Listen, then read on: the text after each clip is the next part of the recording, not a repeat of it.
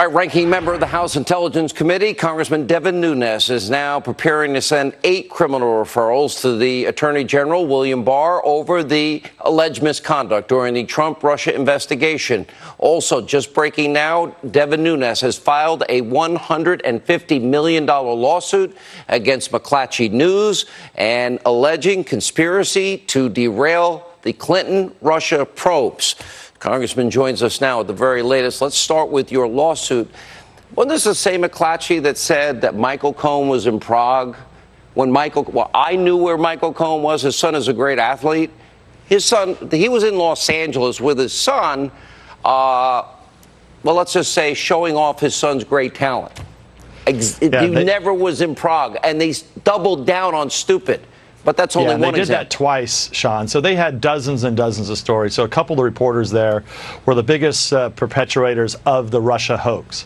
And don't forget, they also targeted the National Rifle Association. They targeted a lawyer, Cleta Mitchell. So all of this was done in concert while they were slandering and attacking me and defaming me, attacking Republicans.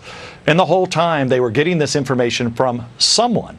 And so part of the lawsuit here is not only that they need to retract everything that they did against me, but they also need to come clean with the American people, retract all of their fake news stories. And so this is part of the broader cleanup. So remember, a few weeks ago, I filed against Twitter that they're censoring conservatives.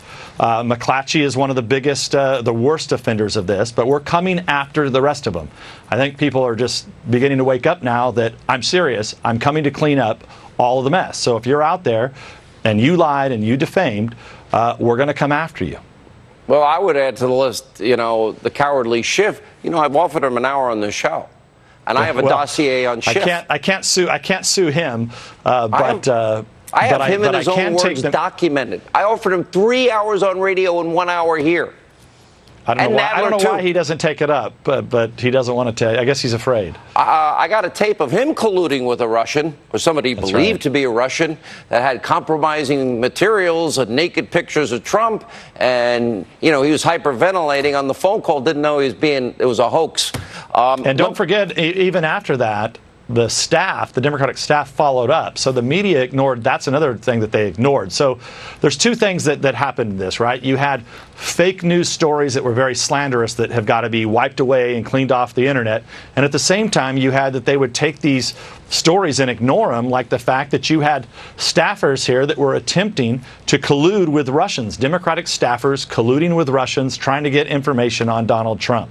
I mean, that really happened, and it's went largely unreported, except by very few in the conservative media. And we also had the Hillary bought and paid for dossier, real Russian collusion, paid for to influence the election. Now we've got evidence. The Ukrainian officials on them with evidence and a tape. Joe Biden bragging they fired him.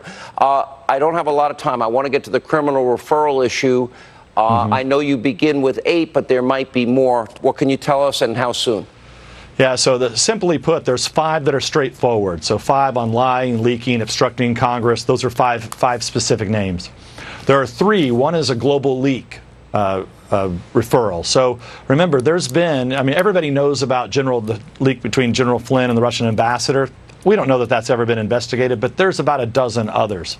So we're referring all of those to make sure that they get the proper sunlight put on them and transparency so that they can be followed up on. The other 2, I think, are more difficult that involve conspiracy.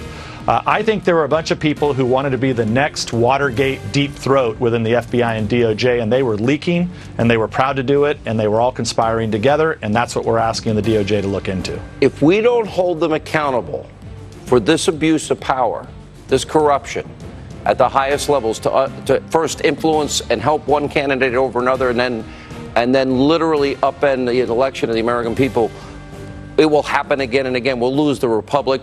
Holding them accountable is key. Thank you, Congressman. When we come back, an update in the Justice